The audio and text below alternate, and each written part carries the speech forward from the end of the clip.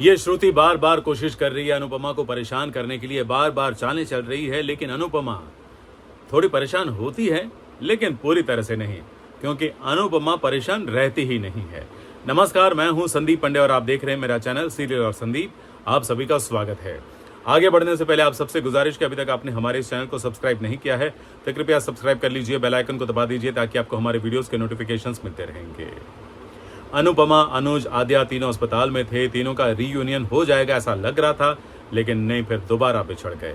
अनुपमा जैसे ही छोटी को इंजेक्शन लग गया वो थोड़ी ठीक हो गई, एक बार फिर अपने कंपार्टमेंट में चली गई और बीच में पर्दा भी डाल दिया। फिर वहाँ श्रुति आई और सॉरी सॉरी कहने लगी और फिर बाद में वो भी आद्या और अनुज के साथ घर चली गई। अनुपमा के हाथ में पट्टी बन गई है।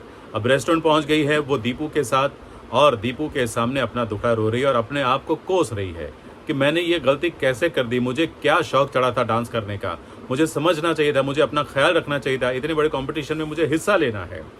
दीपू ने उसके लिए हल्दी वाला दूध बनाया और हल्दी वाला दूध जैसे ही अनुपमा ने हाथ में पकड़ा, उसको आइडिया आ गया कि अरे कई बार मैंने जब बच्चे छोटे थे, अब एक हाथ में बच्चा और दूसरे हाथ से मैं काम करती थी, एक हाथ से काम करती थी, तो इस कंपटीशन में भी मैं हिस्सा ले पाऊंगी, मैं अपने लेफ्ट हैंड से काम कर पाऊंगी, मुझे आदत है।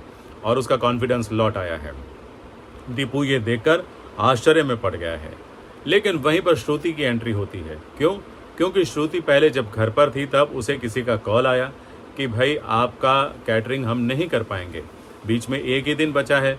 जी हाँ, एक दिन के अंतराल के बाद अनुज और श्रुति का संगीत भी है और कॉकटेल पार्टी भी है, तो अब कैटरिंग के लिए उसको न्यूयॉर्क के 298 रेस्टोरेंट में से सिर्फ एक ही नजर आया, स्पाइस एंड चटनी।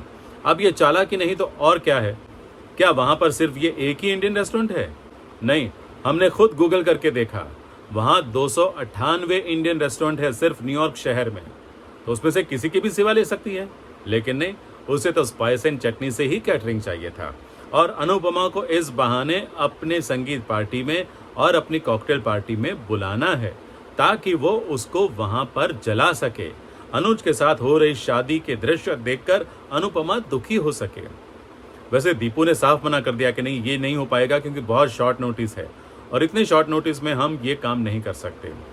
तब तो अनुपमा कुछ बोली नहीं, लेकिन जैसे ही श्रुति वहां से चली गई, अनुपमा बरस पड़ी दीपू पर कि आपने ना कैसे बोल दिया। अभी हमें पैसे की सख्त जरूरत है, हमें काम की जरूरत है और काम सामने से आया तो हमें करना चाहिए ना। तब दीपू ने बोला कि भाई मैंने तो तुम्हारे लिए, उसने समझा अनुपमा ने कि आपने मेरे लिए मना किया ना, आपको लगता है कि मैं मुश्किल में पड़ जाऊंगी, मैं तकलीफ देखूंगी। वैसे तो इस शादी के फंक्शन में मैं जाना नहीं चाहती थी, लेकिन कैटरिंग के लिए मैं ज़रूर जाऊंगी, काम के लिए मैं ज़रूर जाऊंगी और आप यकीन मानिए मैं बिल्कुल परेशान नहीं हो जाऊंगी। तो अनुपमा ने ये कॉन्फिडेंस दिखाया है, तो जाहिर सी बात है कि अब वो वहाँ कैटरिंग करने जाएगी और वहाँ पर जो भी ड्रामा होगा उसमें मज़ा तो आएगा। वैसे एक बहुत दुखद ड्रामा डिम्पी और टीटू के बीच भी हुआ है। जी हाँ, डिम्पी ने टीटू को बुलाकर ये कह दिया है कि मैं इस रिश्ते में आगे नहीं बढ़ सकती क्योंकि मैं मेरे बेटे को उसके परिवार से जुदा नहीं कर सकती, मैं मेरे ससुराल वालों को दुखी नहीं कर सकती, उनकी उम्मीदों पर खरा उतरना है वगैरह वगैरह, जो भी दुखड़ा उसने रोया। लेकिन टीटू भी दुखी हो गया। हालांकि उसने भी कहा कि ठीक है, जैसी तुम्हारी मर्जी, लेकिन तुम ये मान लो कि मैं तुमसे प्यार करता हूँ और करता रहूँगा।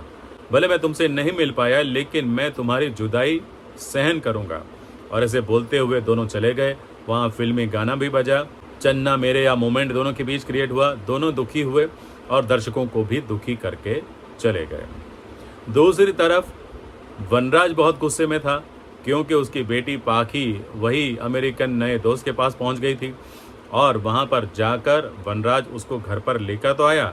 मुझे लगा था शायद चांटा पाटा मारेगा, लेकिन चांटा तो नहीं मारा, लेकिन हाँ डांटा बहुत, और घर आकर भी डांटने की शुरुआत कर दी। उसने बताया कि तुम जिस दोस्त के साथ बिजनेस करना चाहते हो वो एक्चुअली फ्रॉड है, इंडिया से भी वो फ्रॉड करके भागा था और यहाँ आकर भी वो कबूतरबाजी कर रहा है, लोगों को वीजा और ग्रीन कार्ड दिलवाने का झांसा देकर पैसे ऐंठ रहा है और तुम्हारे साथ भी वो वही करेगा। लेकिन पाखी है कि मानती नहीं है।